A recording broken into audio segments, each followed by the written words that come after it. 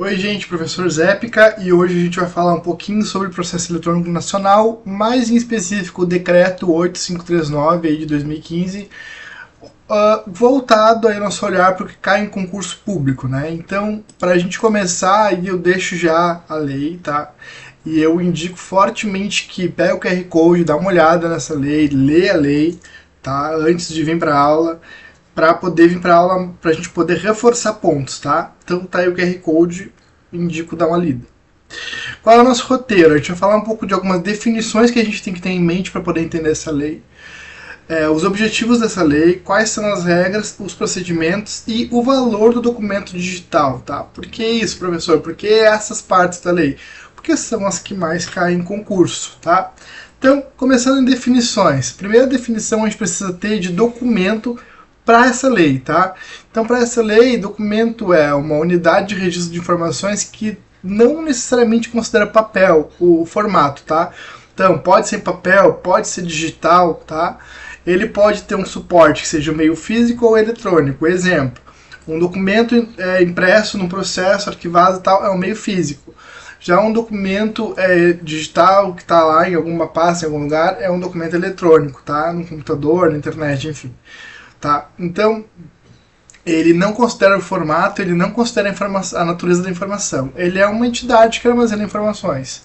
Tá? Esse documento é esse lugar onde as informações estão ali.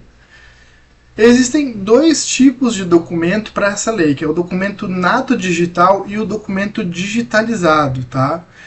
Eu vou abrir aqui tem dois QR Codes, mas eu vou abrir para a gente poder olhar esses dois tipos. Tá? Um segundo. Eu realmente encorajo, tá, abrir os QR Codes e olhar eles com calma, mas assim, só para a gente poder conversar, aqui eu apresento um documento digitalizado. Por quê? Ele é um documento que ele estava em papel e ele foi digitalizado por um scanner, tá, ou por uma copiadora, enfim. Então a gente tem aí o documento com até as falhas da impressão aparecem, ele está escrito a caneta, ele está assinado, tá? Ele tem coisas que foram mexidas ali, a caneta, a assinatura e tal. Tá? Ele é um documento digitalizado, ele não nasceu digitalmente, tá? Mas ele é digitalizado. Aqui a gente tem um documento que ele é nascido digitalmente, tá? O que muda? Aqui, ó, para esse documento oficialmente valer, a gente precisa ter uma conferência com o documento original. Então eu estou apresentando o scanner desse documento e eu tenho a cópia dele original com as assinaturas. Já esse documento aqui, ele é um documento que ele chama nato digital. Por quê? Porque ele nasceu digitalmente. Ele não tem nenhuma assinatura caneta, por exemplo, mas ele tem uma assinatura digital, ó. Assinado eletronicamente por tal pessoa em tal momento. Tá? Aí para conferir, entra no site aqui, tu coloca o código e tal, escaneia, enfim. Mas consegue conferir que esse documento é original a partir de uma questão digital, ele nasceu digitalmente. Então essa é a grande diferença dos documentos. Um nasceu fisicamente, foi digitalizado, virou um arquivo digital depois, e o outro já desde o início nasceu digitalmente, foi assinado digitalmente. A validade dele está ali na questão digital. Dados esses dois tipos de documentos, aí a gente pode avançar para o processo administrativo eletrônico, tá? O que é o processo administrativo eletrônico? É esse processo que acontece completamente em meio eletrônico, digital, tá? Aqui eu trouxe o Sistema Eletrônico de Informações da UFPEL. Então, quem quiser escanear, entrar, conhecer como é que é esse processo, ali estão todas as informações de como é que esse serviço acontece, como é que essas informações são gerenciadas, armazenadas, mas elas estão lá digitalmente, né, através de sistemas computacionais que registram processos, disponibilizam as informações. Dá uma escaneada aí e dá uma olhada como é que é esse documento, tá? E como é que é esse acesso. Então as duas definições que a gente precisava ter eram os documentos nato digital e digitalizado e como funciona o processo administrativo eletrônico. Nesse caso é da UFPEL, mas cada administração pública, cada órgão, enfim, cada empresa, cada setor, cada questão vai ter aí esses passos, tá? Quais são os objetivos que essa lei coloca, né? Qual é o objetivo para existir essa lei? Então, a gente começa aqui, ó, assegurar a eficiência, eficácia e efetividade da ação governamental e promover a adequação entre meios, ações, impactos e resultados. Olha só, essa lei ela não fala apenas em eficiência, como é o praxe das leis normalmente no serviço público. Ela também fala em eficácia, também fala em efetividade, tá? Então, aqui tem um conceito bem simples, tá? Mais focado para a lei, mas eu indico de verdade que dê uma estudada nisso com calma. Tem outras aulas no meu próprio canal, de repente dá uma olhada na aula de planejamento para entender melhor os conceitos. Mas ela busca a eficiência por quê? Porque ela está pensando nos recursos, tá? E na melhor utilização desses recursos para atingir os objetivos. Então ela tem que ser eficiente, usar adequadamente os recursos. Ela tem que ser eficaz, por quê? Porque ela precisa pensar aí nas ações de longo prazo que vão ser alcançadas, tá? Então, alcançar esses resultados a longo prazo. E ela precisa ser efetiva, por quê? Porque ela precisa pensar tanto na questão de recursos, de objetivos e também no longo prazo, fazendo as duas coisas. Ela precisa ser efetiva, ela precisa trabalhar com eficiência e com eficácia, pensando no impacto positivo na sociedade. Professor, o que eu preciso ficar em mente nesse momento? Que esse processo eletrônico nacional ele é para ser eficiência, eficácia e efetividade. Avançando, qual é o outro objetivo a destacar aqui? É o objetivo de promover a utilização de meios eletrônicos para a realização de processos administrativos com o quê? Segurança, transparência e economicidade. Vamos lá. Utilização de meios eletrônicos é a lógica de incentivar o uso de tecnologias digitais para conduzir os processos administrativos. Então, fazer isso digitalmente, né?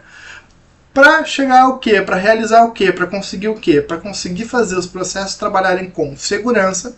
Então, assegurando a proteção das informações durante o uso desses meios eletrônicos, com transparência para que as ações do governo sejam abertas, compreensíveis para o público, e economicidade, buscando aí eficiência financeira, né? Então, não usar papel, não usar caneta, impressão, enfim, usar outros meios digitais, certo?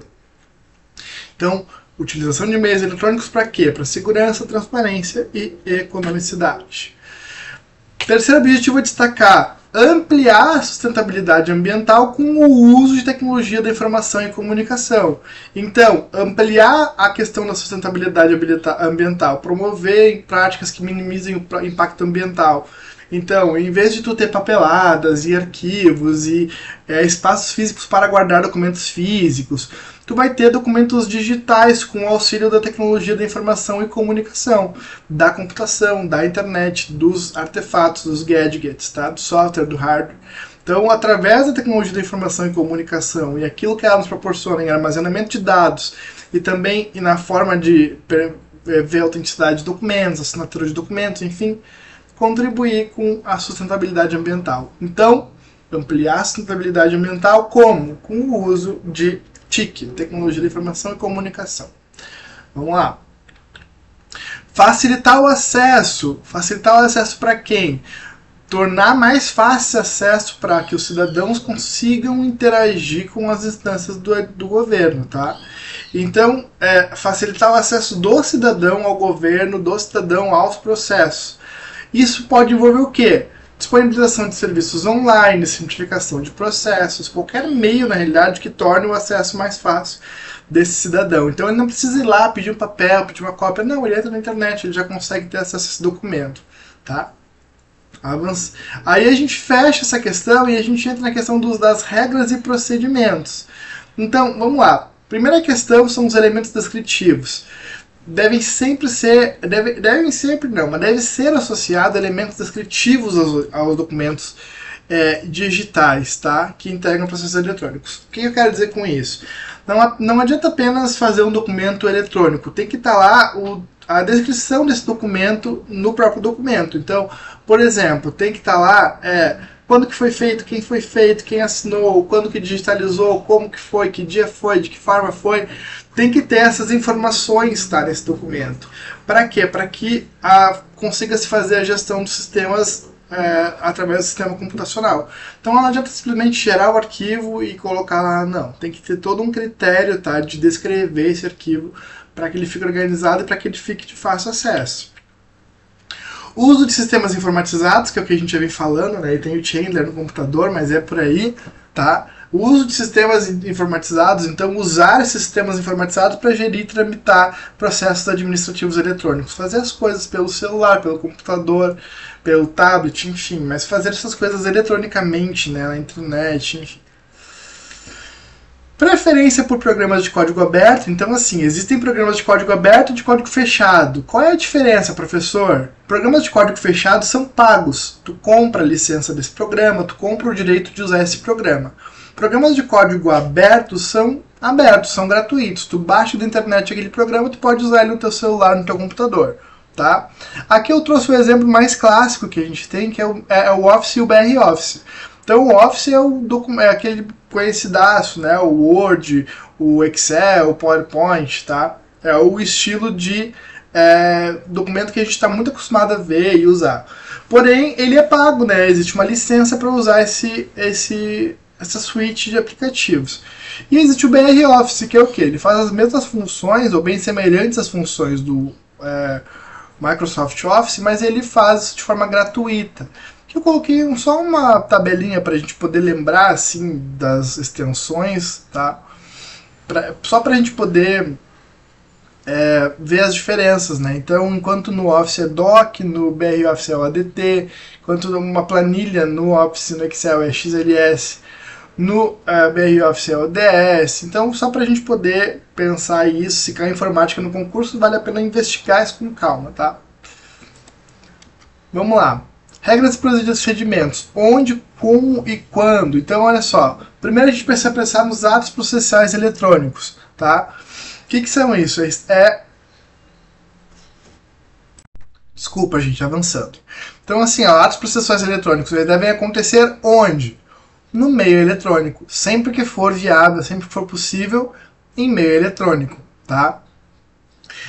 Os atos processuais eles acontecem no meio eletrônico no dia e na hora do recebimento no sistema informatizado, tá? Então a hora que esse documento entra, que ele inicia lá, ele é considerado naquele momento em que o documento entra, tá? O ato processual acontece a partir do momento em que esse documento entra digitalmente. Quando? Tempestivamente, tá? Então, estabelece prazos, tá? Essa lei também estabelece prazos, que são válidos sempre até as 23h59 do último dia do prazo no horário oficial de Brasília. Então, é até o dia 4 de fevereiro, até o dia 4 de fevereiro às 23h59, tem um horário, tá? E em caso de disponibilidade do sistema? Em caso de indisponibilidade do sistema, o prazo é automaticamente prorrogado até as 23h59 do próximo dia útil, assim que o problema estiver resolvido. Tá? Então, entender que os processos eletrônicos, que os atos eletrônicos devem acontecer sempre em meio eletrônico, digital, que os atos processuais acontecem sempre na hora em que eles chegam, né? Nesse sistema informatizado, que eles têm até as 23h59 do prazo do dia, e se der algum problema, estende esse prazo por mais um dia até as 23h59, assim que corrigir o problema, certo? Quais são as obrigações aí dos órgãos e entidades? Então, os órgãos e entidades devem fazer o quê? Estabelecer políticas, estratégias e ações que garantam a preservação de longo prazo e uso contínuo dos documentos digitais. Então, poder usar sempre que possível e a longo prazo, tá?